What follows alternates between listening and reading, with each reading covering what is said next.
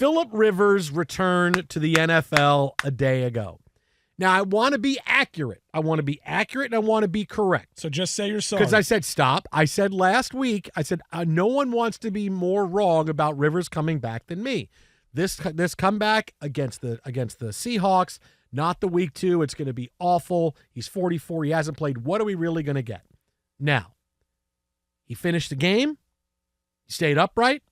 He put him in the chance to win the game, right? You needed a 56-yard field goal from Jason Myers. Your defense played out of their shoes. Offensively, you got enough from the game, but 6 field goals, 56-yarder, a little bit too much. Rivers, of course, had to juice the ball down the field. The last pick, I'm not going to put on him. You only have 30 seconds or 20 seconds to get down the field. You need something to get into field goal range, so you have to kind of take a chance on that throw. It was an overthrow. Okay. So I want to be accurate about this. I was very happy to be sort of wrong on Phillip Rivers. Huh?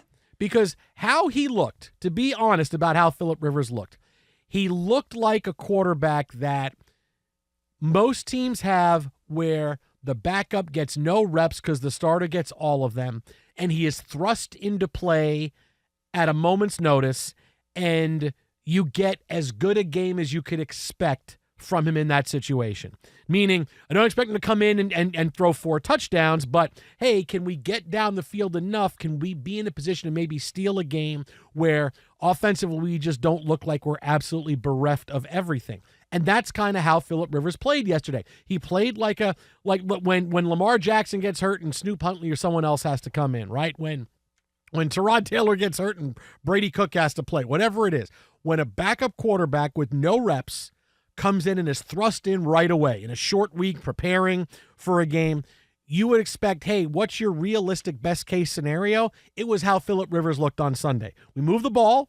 Didn't look great. It's not like Rivers went for 320 and 3 touchdowns. Like, moved the ball a little bit. Still was a little slow in the pocket. You could tell his accuracy wasn't there. The reason why he was retired. But he looked better than expected, better than I thought he was going to be. But that's exactly what it was. He looked like that kind of quarterback that, well, if you told the Colts you're going to get this kind of week where you're going to score 15, 16 points and you're going to have a chance to win the game because your defense is going to play well, your offense isn't going to light the world on fire. He's not going to be great, but he's going to be serviceable enough where you don't just tank it and say, well, good luck, we'll try to figure it out for next week. Maybe Riley Leonard is back. Maybe Anthony Richardson comes back, whatever it is. But that's what you saw from Rivers. That was the best case scenario you could see. Like a backup that was thrust in, hey, that's as good as we can expect a guy to play. Yeah, Richardson now cleared to get back to work, so that came out today. Leonard was off the injury report, so in theory he should be good. But you look at Rivers on the balance, was it overwhelming? No, you didn't expect it to be. He finishes 18-27, just 120 yards, but made the plays they needed and put them in position to win the game. You get a big kickoff return, and nowadays, we extol the virtues of and lament the accuracy and the aptitude of these kickers to be able to bomb through stuff in the mid-50s. Once upon a time, you had like 3 guys in the game that could do that, right? Mm-hmm. You had Janikowski, Prater, and then you'd have a random guy that would come in, right? And over time, now it's become the norm that you can at least tap into that with virtually every kicker. So, unfortunately, you end up on the downside of it. But when it's all said and done, I indict the effort of the Seattle Seahawks. Oh, I'm embarrassed for them. I'm embarrassed for them. Because I saw better than that. Really? I saw the excuse making.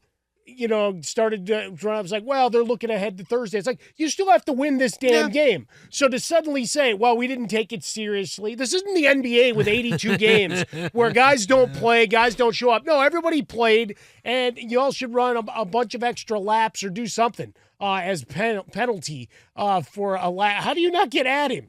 You had 1 sack.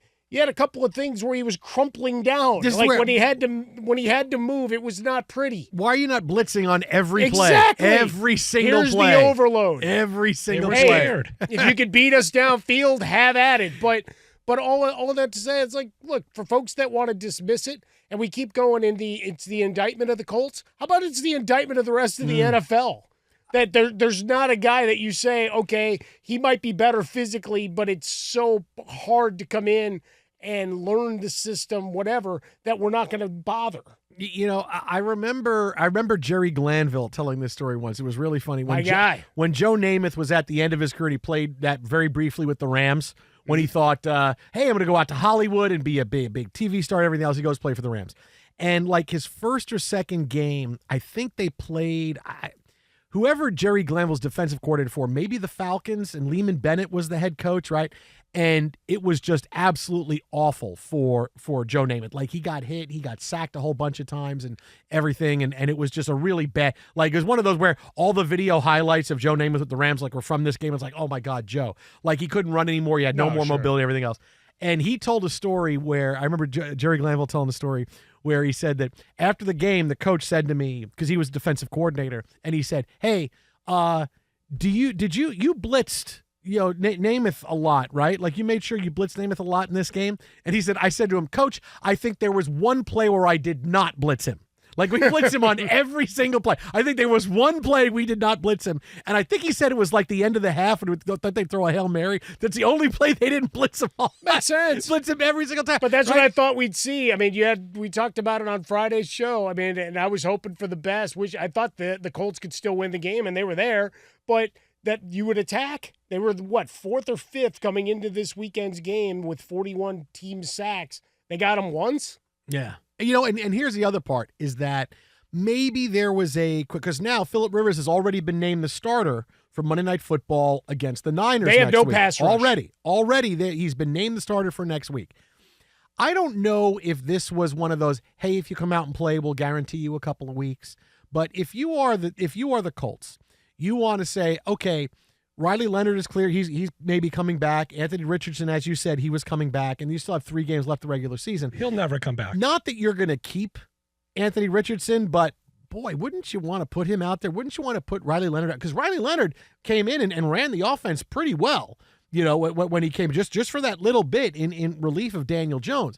So I don't know if this was the case of where, hey, we promised Phillip another game or we promised him to start the rest of the way, but you would think for them the rest of this season, it's, well, we want to get guys on the field that can maybe get us to more points, right? So I think there's a little more drama surrounding Rivers' comeback than you think, because it's not like he suddenly lit the world on fire. It's a great story, but let's not get it confused that, he looked like a guy that was thrust in, and that the minute you can get back to your old quarterback, you go back there. Well, the other part, though, is that was for Rivers. That maybe you don't like either of those other quarterbacks, and you realize that the playoffs are a distant past in terms of your aptitude and ability. So now it's all right, let's just finish out the string. By the way, again, San Francisco, terrible rushing the passer. So for Phillip, hey, man, he was able to stand tall against the Seahawks. Should be able to sit in the pocket nice and clean against 49ers. It's a Christmas gift for us. We get to on see Phillip Rivers on Monday Night Football. Yeah. Oh, it's awesome. That was